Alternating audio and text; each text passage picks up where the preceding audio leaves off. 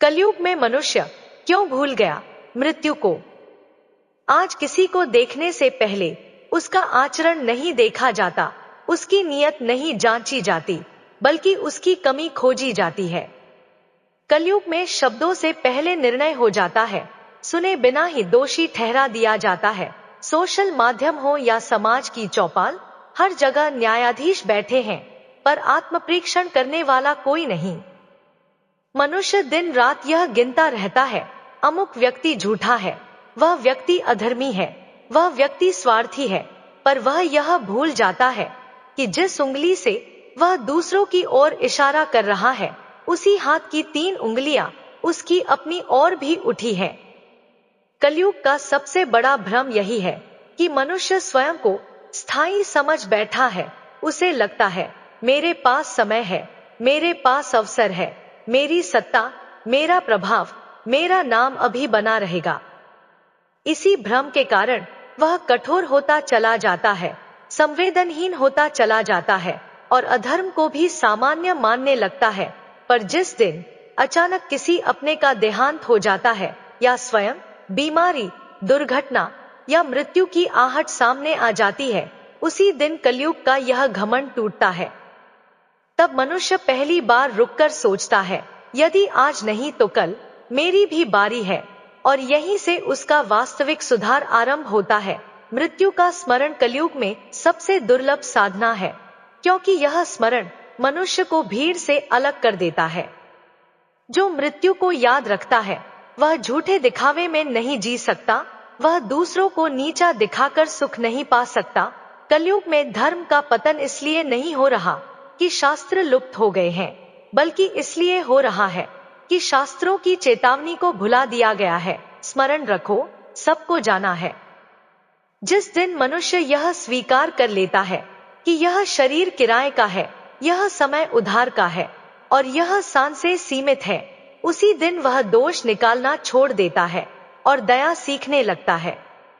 इसलिए कहा गया है, कलयुग में ना बड़ा तप चाहिए, ना कठोर व्रत, केवल इतना स्मरण पर्याप्त है कि मृत्यु सामने खड़ी है। जो इस सत्य को हृदय में उतार लेता है, वह बिना कहे ही सुधर जाता है, और जो इसे भूल जाता है, वह दूसरों को सुधारते सुधारते खुद ही बिगड़ जाता है। कलयुग को लोग प्रायः दोषों का युग कहते हैं, परंतु शास्त्रों ने इस युग के एक अद्भुत और महान गुण का भी वर्णन किया है। यही कारण था कि राजा परीक्षित ने जब कलयुग को देखा, तब उसे पूरी तरह नष्ट नहीं किया, बल्कि कुछ सीमाओं के साथ रहने दिया। कलयुग का सबसे बड़ा प्रताप यह है कि इस युग में मन से किए गए पाप का दंड नहीं मिलता, जब तक वह पाप शरीर से कर्म के रूप में प्रकट ना हो जाए। अन्य युगों, सतयुग, त्रेता और द्वापर में तो मन में उठे हुए पाप विचार तक का भी फल भोगना पड़ता था। वहां केवल विचार भी कर्म के समान माने जाते थे। परंतु कलयुग में भगवान की करुणा इतनी व्यापक है कि केवल संकल्प मात्र से पाप का दंड नहीं मिलता। यदि ऐसा ना होता तो सोचिए, हम जैसे सामान्य जीवों का क्या होता। मन तो चंचल है, वह ना जाने कितनी अशुद्ध, अनचाही और व्यर्थ बातें सोचता रहता है। यदि हर मानसिक विकार का दंड मिलने लगे, तो शायद इस संसार में किसी के लिए भी मुक्ति का कोई मार्ग ना बचता और नरक ही एकमात्र गंतव्य बन जाता। परंतु कलयुग में भगवान ने जीवों पर एक विशेष कृपा की है।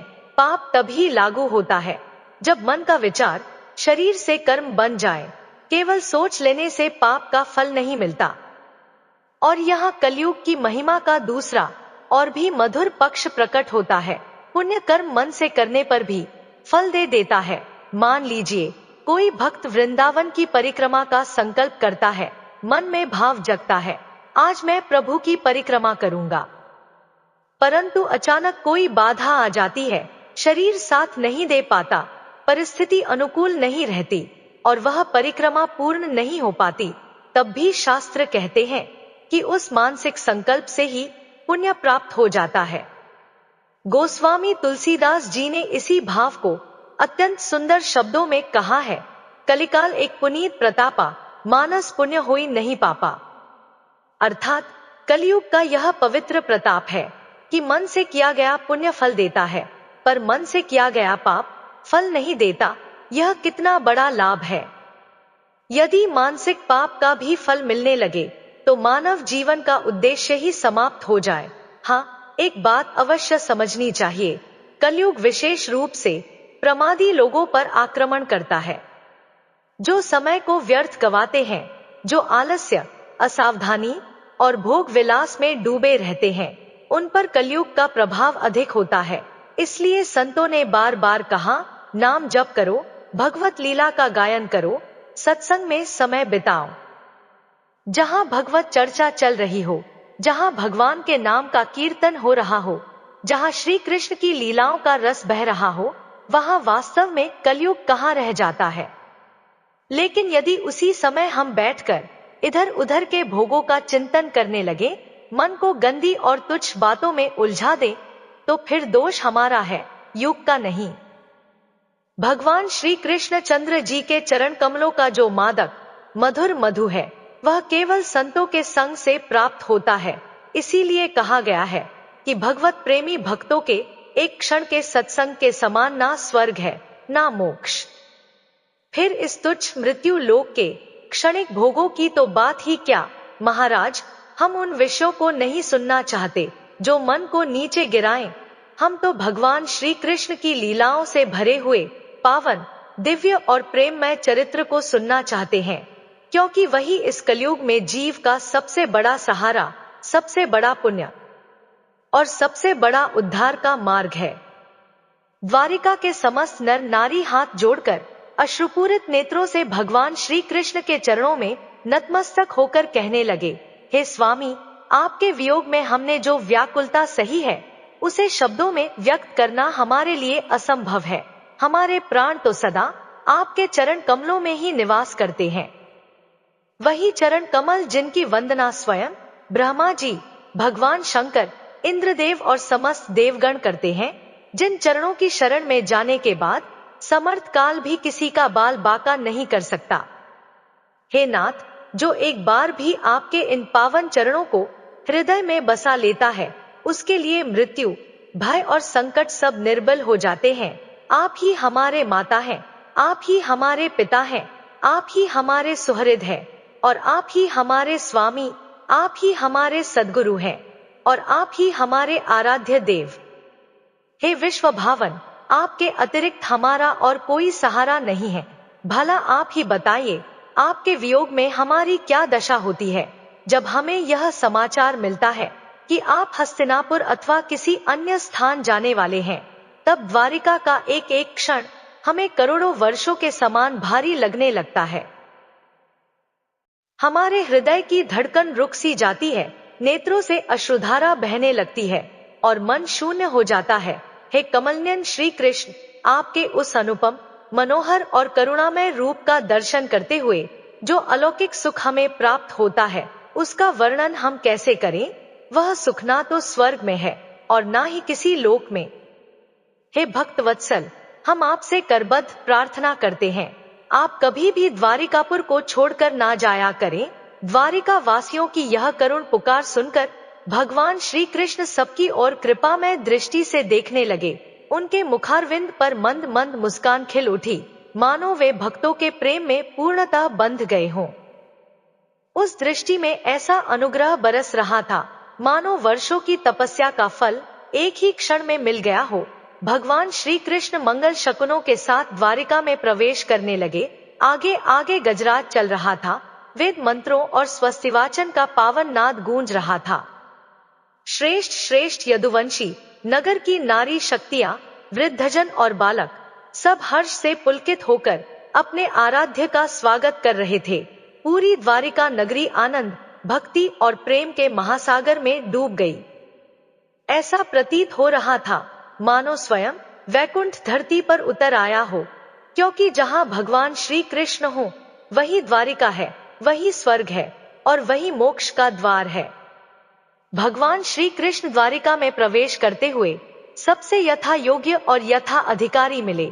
किसी के सामने उन्होंने सिर झुकाकर प्रणाम किया, किसी के चरणों में स्वयं झुक गए, किसी को नेत्रों से भरकर निहार लिया, किसी को हृदय से लगाकर गले लगाया, किसी से प्रेम पूर्वक हाथ मिलाया और किसी की ओर केवल एक मंद मुस्कान ही बिखेर दी।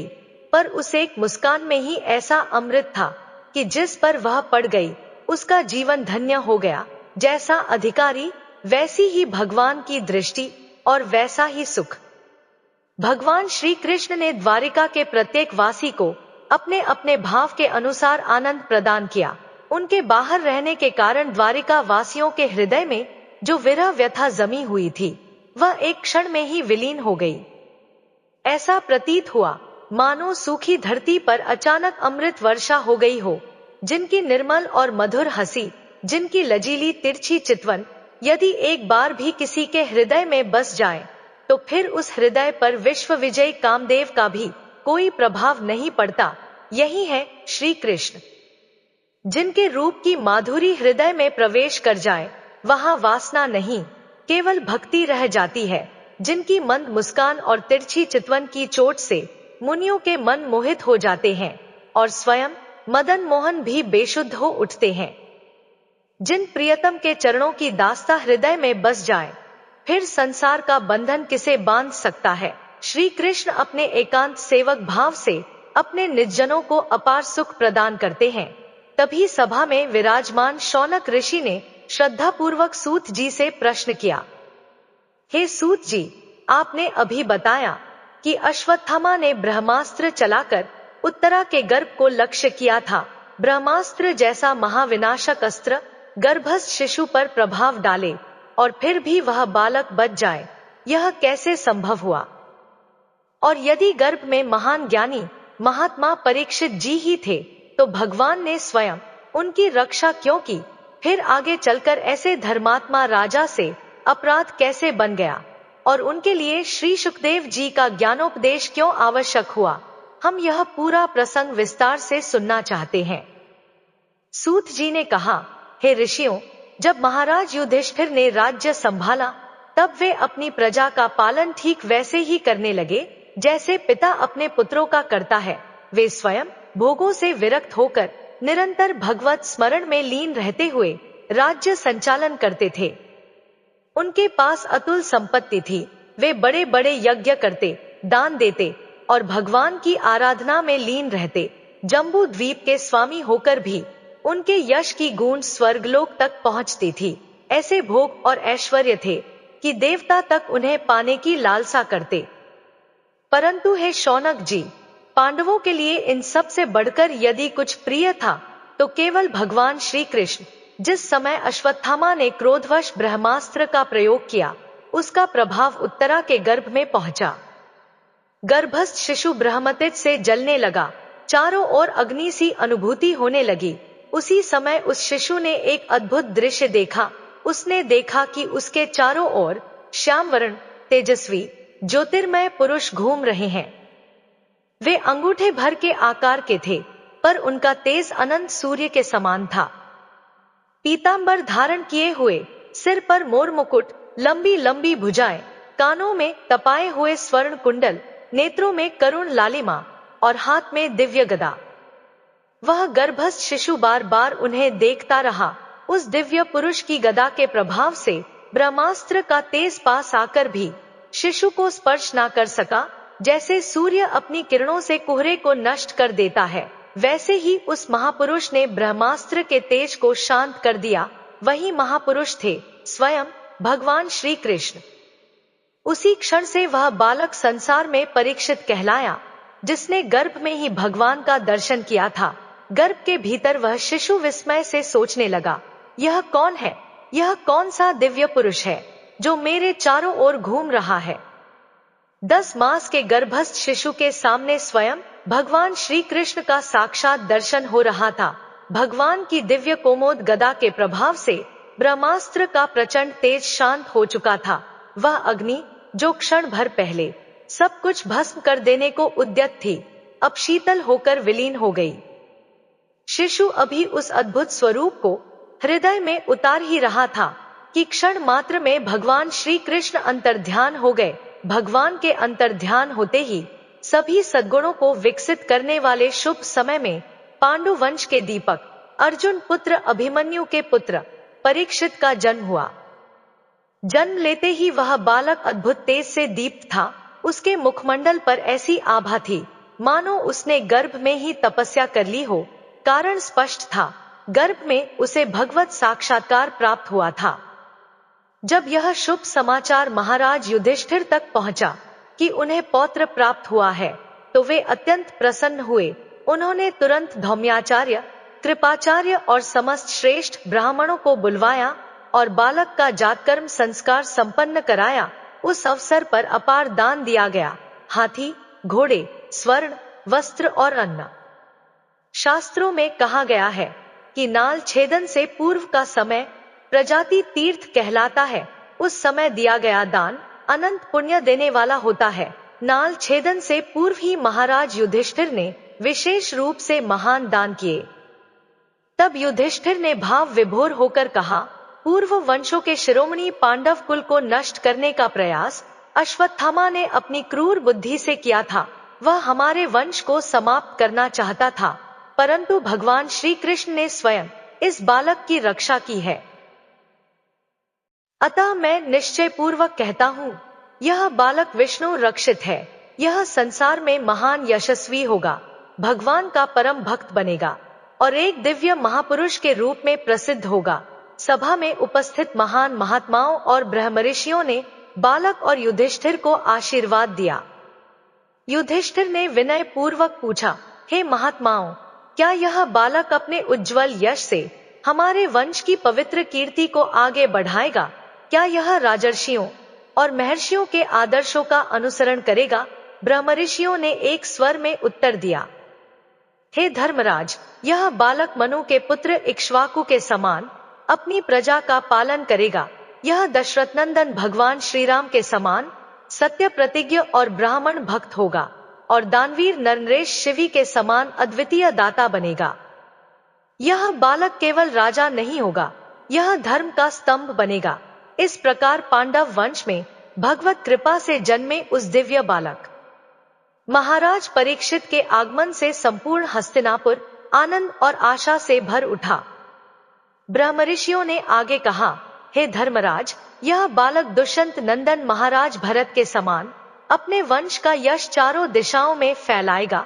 जिस प्रकार भरत के नाम से यह पृथ्वी भारतवर्ष कहलाई, उसी प्रकार यह भी अपने कर्मों से वंश की कीर्ति को अमर करेगा। यह धनुर्धारियों में अपने दादा पार्थ अर्जुन के समान पराक्रमी होगा और सहस्रबाहु अर्जुन के समान अद्भुत बल और शौर्य से संपन्न होगा। धनुष की प्रत्यंचा खींचते ही इसके शत्रुओं के हृदय कांप उठेंगे। हे महाराज, यह देवताओं के समान उदार होगा, दान में कभी संकोच नहीं करेगा। धैर्य में यह दानवीर बलि के समान अडिग होगा और भगवत भक्ति में यह प्रहलाद महाराज के समान अविचल भक्त बनेगा। जो मर्यादा का उल्लंघन करेंगे, यह उनके लिए कठोर दंडदाता सिद्ध होगा। पृथ्वी माता और धर्म की रक्षा के लिए यह कलयुग के प्रभाव को भी दबाएगा। परंतु हे धर्मराज, एक गूढ़ संयोग भी इस बालक के जीवन से जुड़ा है। यह कहते हुए ब्राह्मणों का स्वर गंभीर हो गया। उन्होंने कहा, अभी इस बालक का नाल छेदन भी नहीं हुआ है, किंतु ज्योतिष गणना के अनुसार हम इसके जीवन का संपूर्ण वृत्तांत देख पा रहे हैं। एक समय आएगा जब ब्राह्मण कुमार श्रृंगी ऋषि के शाप से तक्षक नाग के द्वारा इसकी देहांत लीला पूर्ण होगी। उस समय यह समस्त सांसारिक आसक्तियों को त्याग कर पूर्ण रूप से भगवान श्री कृष्ण के चरणों की शरण ले लेगा। उस शुभ अवसर पर व्यास नंदन श्री सुखदेव जी स्वयं इसके पास पधारेंगे। वे इसे श्रीमद्भागवत का परम तत्वबोध कराएंगे और अंततः गंगा तट पर यह अपने शरीर का त्याग कर अभय पद मोक्ष को प्राप्त करेगा। इस प्रकार ज्योतिष शास्त्र में निपुण ब्राह्मणों ने बालक के जन्म लग्न का पूर्ण फलादेश महाराज युधिष्ठिर को सुना दिया। उन्होंने पूजा और भेंट स्वीकार की और अपने अपने आश्रमों को लौट गए। उसी दिन से यह दिव्य बालक संसार में परीक्षित के नाम से प्रसिद्ध हुआ, क्योंकि यह समर्थ बालक गर्भ में जिस दिव्य पुरुष का दर्शन कर चुका था, उसी को जन्म के बाद भी खोजता रहता था। वह चारों ओर देखता, मानो पूछ रहा हो, कहाँ है वे श्यामवर्ण पुरुष जिन्हें मैंने गर्भ में देखा था? यही कारण था कि इस बालक का नाम पड़ा परीक्षित, अर्थात जिसने भगवान को परखा और पहचाना। वह दिव्य बालक परीक्षित जन्म से ही मानो किसी खोज में लगा रहता था। वह सबकी ओर ध्यान से देखता, सबकी परीक्षा करता हुआ प्रतीत होता था, मानो पूछ रहा हो, वह कौन है, कहाँ है वह दिव्य पुरुष जिसका दर्शन मुझे गर्भ में हुआ था। जिसे वह गर्भ में देख चुका था, उसी को पहचानने की आकांक्षा उसके नेत्रों में सदा झलकती रहती। जैसे शुक्ल पक्ष में चंद्रमा दिन प्रतिदिन अपनी कलाओं से बढ़ता हुआ पूर्णिमा की ओर अग्रसर होता है, वैसे ही राजकुमार परीक्षित गुरुजनों और बड़ों के स्नेहपूर्ण लालन पालन में क्रमशः बढ़ते हुए सयाने हुए। इधर महाराज युधिष्ठिर अपने स्वजनों के वध का प्रायश्चित करने के लिए अश्वमेध यज्ञ के द्वारा भगवान की आराधना करने लगे। उन्होंने एक नहीं अनेक महान यज्ञ संपन्न कराए। देश से ऋषि मुनि, ब्राह्मण और सज्जन बुलाए गए। सबको यथोचित आदर मिला। खाने पीने की उत्तम व्यवस्था हुई। सेवा सत्कार में कहीं कोई कमी ना रही। युधिष्ठिर स्वयं सबका आदर करते, ऋषियों की सेवा को ही अपना परम धर्म मानते। कभी कभी स्वयं भगवान श्री कृष्ण द्वारिका से पधारते और अपने सान्निध्य से पांडवों के हृदय को शांति और आनंद से भर देते। सूत जी आगे कहते हैं, महाभारत काल में जब विदुर जी ने यह देख लिया था कि दुर्योधन अधर्म के मार्ग पर अडिग है और महाराज धृतराष्ट्र उस अधर्म का समर्थन कर रहे हैं, तब उन्होंने मन ही मन निश्चय कर लिया, मैं इस विनाश को अपनी आंखों से नहीं देख सकता। उन्होंने राजसभा का पद त्याग दिया और बिना किसी को दोष दिए तीर्थ यात्रा पर निकल पड़े। तीर्थ यात्रा के दौरान उनकी भेंट महर्षि मैत्रेय से हुई। वहां उन्होंने आत्म तत्व का गहन ज्ञान प्राप्त किया। विदुर जी ने अनेक प्रश्न किए, परंतु महर्षि मैत्रेय उत्तर देने से पूर्व ही भगवत चेतना में ऐसे स्थित हो गए कि उत्तर और प्रश्न का भेद ही मिट गया। विदुर जी वही पूर्ण तत्वज्ञानी हो गए। जानने योग्य जो कुछ था वह सब उन्होंने जान लिया। कुछ समय बाद विदुर जी हस्तिनापुर लौटे। जैसे ही यह समाचार मिला कि विदुर जी पधार चुके हैं, मानो मृत शरीर में प्राण आ गए हों। धर्मराज युधिष्ठिर दौड़ पड़े। उनके साथ धृतराष्ट्र, युयुत्सु, संजय, कृपाचार्य, माता कुंती, गांधारी, द्रौपदी, सुभद्रा, उत्तरा और समस्त पांडव परिवार हर्ष और अश्रु के साथ आगे बढ़ा। कोई चरणों में गिर पड़ा, कोई गले से लगा रहा था। सबकी आंखों से अश्रुधारा बह रही थी। युधिष्ठिर ने विदुर जी को दिव्य आसन अर्पित किया, विधिवत पूजन किया, उत्तम भोग अर्पित किए और विश्राम कराया।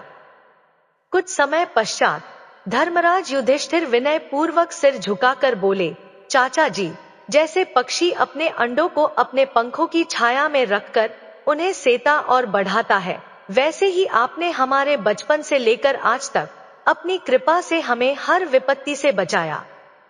आपने हमें पाला पोसा, संरक्षण दिया, मार्ग दिखाया। अब हम आपसे यह जानना चाहते हैं, जब आप तीर्थ यात्रा के लिए निकले तो आपने किस वृत्ति से जीवन निर्वाह किया? आप किन किन तीर्थों में गए और वहां आपने क्या क्या अनुभव किया? सभा एकदम शांत हो गई।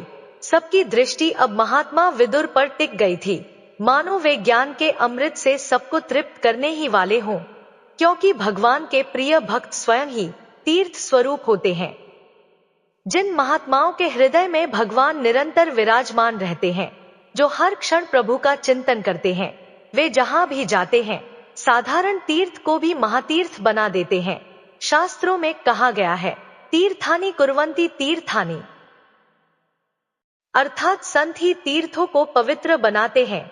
इसी भाव से धर्मराज युधिष्ठिर ने विनम्रता से कहा, चाचा जी, आपने तीर्थ यात्रा की है तो निश्चित ही आप द्वारिकापुरी भी गए होंगे। मेरे जीवन प्राण, मेरे आराध्य देव भगवान श्री कृष्ण वहां कुशल पूर्वक तो हैं? युधिष्ठिर के इस प्रश्न पर विदुर जी ने तीर्थ यात्रा के दौरान यदुवंशियों के संबंध में जो कुछ देखा, सुना और अनुभव किया था, वह सब क्रम से बता दिया, परंतु एक मुख्य बात उन्होंने नहीं बताई।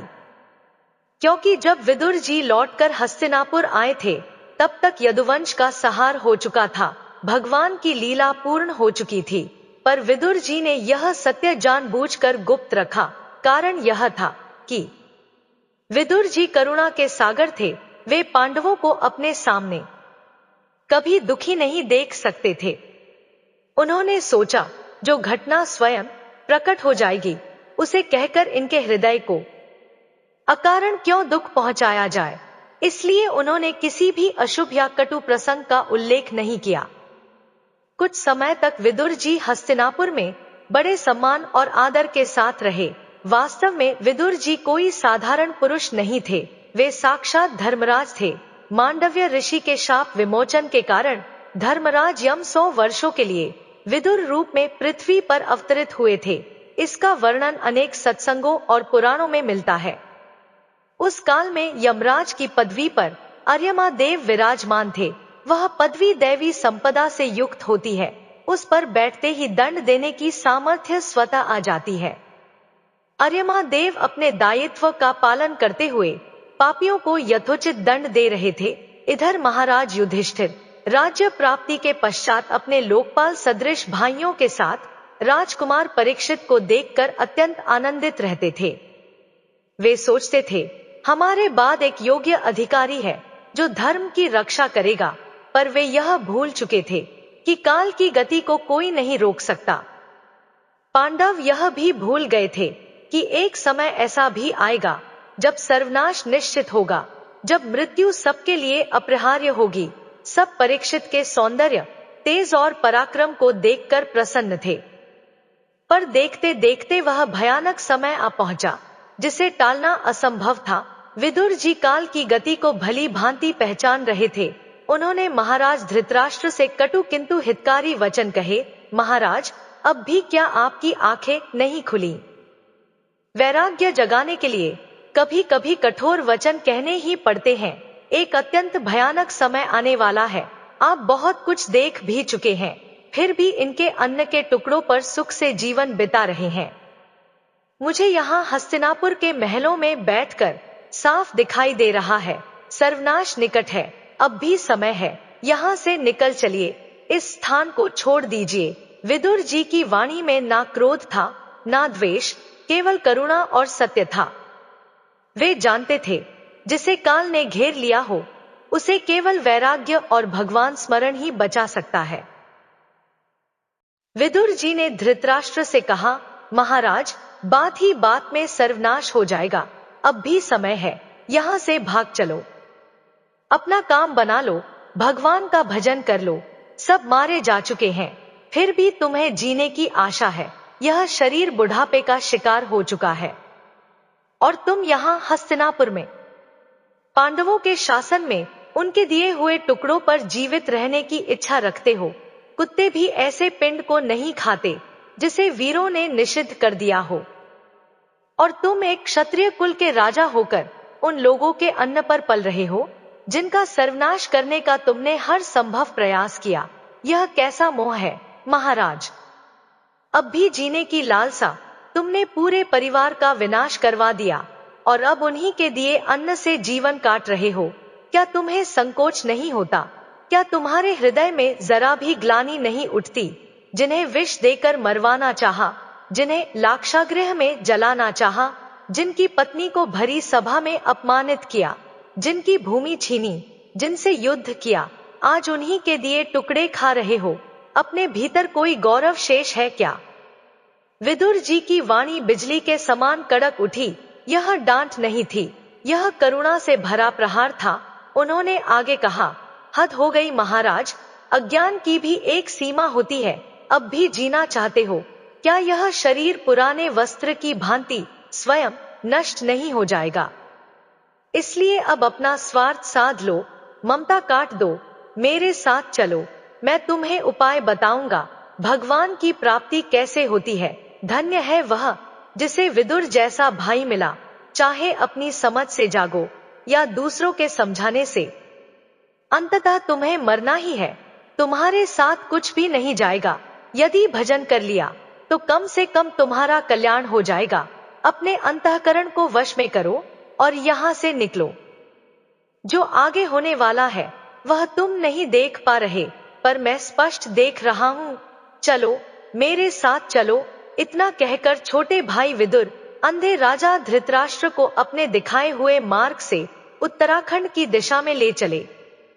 धृतराष्ट्र, जिन्होंने जीवन भर दूसरों के सहारे और मोह के अंधकार में जीवन बिताया था, अब अंतिम समय में सत्य के सहारे चल पड़े। जब गांधारी जी ने यह देखा कि यह कोई साधारण यात्रा नहीं, यह तो अंतिम यात्रा है, अब लौटना नहीं है, तो उन्होंने भी सभी मोह, शोक और स्मृतियों को त्याग दिया। जिस मार्ग पर सन्यासियों को भी सुख प्राप्त होता है, उसी मार्ग को उन्होंने भी स्वीकार कर लिया। पति के साथ वन गमन को उन्होंने अपना धर्म मान लिया।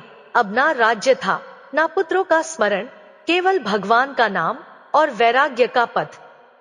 हस्तिनापुर के वैभव से निकलकर वे उस मार्ग पर बढ़ चले जहां केवल सत्य, तप और मोक्ष की यात्रा थी। वीर पुरुषों के लिए रणभूमि में शत्रु के द्वारा किए गए न्यायोचित प्रहार से मृत्यु पाना महान सौभाग्य माना गया है। उसी प्रकार एक पतिव्रता पत्नी के लिए पति के साथ कष्ट सहते हुए उसके पीछे पीछे चल देना परम सुख और परम धर्म है। इसी भाव से माता गांधारी भी अपने पति धृतराष्ट्र के साथ वनगमन के लिए चल पड़ी। उन्होंने ना किसी वैभव को देखा, ना किसी सुविधा को। उनके लिए अब केवल पति का साथ और भगवान का स्मरण ही शेष था। इधर अजातशत्रु महाराज युधिष्ठिर प्रातःकाल का अपना नित्य नियम निभाने राजमहल पहुंचे। उनका नियम था प्रत्येक दिन अपने बुजुर्गों को प्रणाम करना और उनका कुशल मंगल पूछना। पर जब वे राजमहल पहुंचे तो वहां धृतराष्ट्र, विदुर जी और माता गांधारी कोई भी दिखाई नहीं दिया। युधिष्ठिर का हृदय अचानक व्याकुल हो उठा। उनकी आंखों में चिंता झलकने लगी। उन्होंने तुरंत संजय को बुलाकर पूछा, संजय, मेरे वृद्ध पिता धृतराष्ट्र कहाँ गए? मेरे चाचा विदुर जी कहाँ है? माता गांधारी कहाँ चली गई? कहीं ऐसा तो नहीं कि मेरी मंद बुद्धि के कारण मुझसे कोई अपराध बन गया हो और शंका करके वे सब मुझे छोड़कर चले गए हों। यह कहते कहते धर्मराज युधिष्ठिर विलाप करने लगे। उनका हृदय गहरे शोक से भर गया। सूत जी कहते हैं, संजय भी अपने स्वामी धृतराष्ट्र को ना पाकर स्नेह विकल हो गए। क्षण भर तक वे कुछ कह नहीं पाए। फिर धीरे धीरे अपने चित्त को स्थिर किया।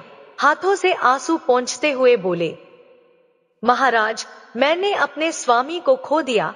धृतराष्ट्र मुझसे अत्यंत प्रेम करते थे। वे कुल के नंदन थे। अब वे कभी नहीं मिलेंगे। आपके चाचा और माता गांधारी किस संकल्प से गए हैं यह मुझे नहीं पता, पर मैं स्वयं को ठगा हुआ अनुभव करता हूँ। वे मुझे बिना बताए छोड़कर चले गए। इसी प्रकार की करुण वार्ता चल ही रही थी कि अचानक वहां त्रिकालज्ञ देवर्षि नारद पधारे। युधिष्ठिर और संजय दोनों ने उठकर उन्हें प्रणाम किया। युधिष्ठिर ने हाथ जोड़कर कहा, हे भगवन, आप त्रिकालदर्शी हैं, कृपा करके बताइए, मेरे चाचा धृतराष्ट्र कहाँ गए? विदुर जी कहाँ गए? माता गांधारी कहाँ गई? मेरा हृदय अत्यंत व्याकुल है। क्या मुझसे कोई ऐसा अपराध बन गया कि वे मुझे छोड़कर चले गए? कहीं ऐसा तो नहीं कि मेरे मोहवश किसी व्यवहार से उनके मन में मेरे प्रति संदेह उत्पन्न हो गया हो? मैं बहुत दुखी हूँ। मेरे प्रियजन मेरे बिना कैसे रहेंगे? देवर्षि नारद मंद मुस्कान के साथ युधिष्ठिर को समझाने लगे, हे धर्मराज, इस 5 भौतिक तत्वों से बने शरीर से अधिक आसक्ति मत रखो। यह शरीर काल, कर्म और गुणों के अधीन है।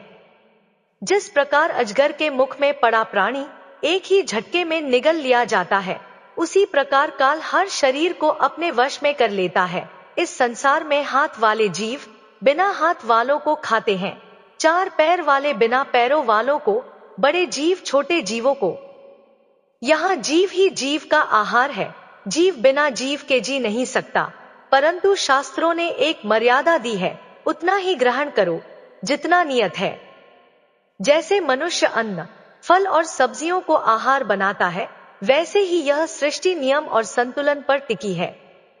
इसलिए जिन्होंने वैराग्य का मार्ग चुना है, उनके निर्णय पर शोक मत करो, वे अपने परम कल्याण के पथ पर हैं। नारद जी के वचन युधिष्ठिर के हृदय में धीरे धीरे उतरने लगे। उन्हें यह बोध हुआ कि जिससे मिलना निश्चित है, उससे वियोग भी निश्चित है, और जो भगवान की शरण में चला जाए, उसके लिए शोक नहीं, केवल मंगल ही मंगल है। नारद जी ने आगे बताया, जिनके लिए तुम शोक कर रहे हो, वे हिमालय के दक्षिण भाग में उस स्थान पर गए हैं जहां गंगा जी सप्त ऋषियों की प्रसन्नता के लिए 7 धाराओं में विभक्त हुई है, सप्त स्रोत। वहां विदुर जी ने धृतराष्ट्र और गांधारी को त्रिकाल स्नान करवाया है, विधिपूर्वक अग्निहोत्र कराया है, और सारी कामनाओं का त्याग कराकर केवल जलाहार पर बैठा दिया है। विदुर जी के प्रभाव से दोनों अपने शरीर को तृण के समान त्याग कर शांत बैठे हैं। आज 5वें दिन उनके शरीर में योगाग्नि प्रज्वलित होगी और पर्णकुटी सहित दोनों शरीर भस्म हो जाएंगे। विदुर जी अपने सामने अपने भाई को मोक्ष प्रदान कर तीर्थ सेवन के लिए आगे बढ़ जाएंगे। नारद जी बोले, राजन, शोक मत करो, यह संसार बड़ा विचित्र है। यहाँ से कोई कुछ लेकर नहीं जाता, चाहे जितना राज्य, धन और बल एकत्र कर लो, सब यहीं रह जाता है। इसलिए अपने कर्तव्य का पालन करो, नाम जप करो, परोपकार करो और धर्म पूर्वक चलो, वही तुम्हारे साथ जाएगा। यह कहकर देवर्षि नारद चले गए। मित्रों, यह मृत्यु लोक है, यहाँ रुकना किसी को नहीं। इसलिए जब तक श्वास है तब तक भगवत नाम का स्मरण करो, सेवा करो और धर्म के मार्ग पर चलो। मित्रों, आज की कथा आपको कैसी लगी? अपने विचार और अनुभव हमें कमेंट में बताना ना भूलें। अगर आपको यह वीडियो पसंद आया हो तो लाइक और शेयर जरूर करें, ताकि और लोग भी इससे प्रेरणा ले सकें। और हाँ, हमारे चैनल को सब्सक्राइब करना मत भूलिए, ताकि आप आने वाली सभी पावन, प्रेरणादायक और जीवन बदल देने वाली कथाओं का लाभ उठा सकें। आपका साथ हमारे लिए बहुत महत्वपूर्ण है। धन्यवाद।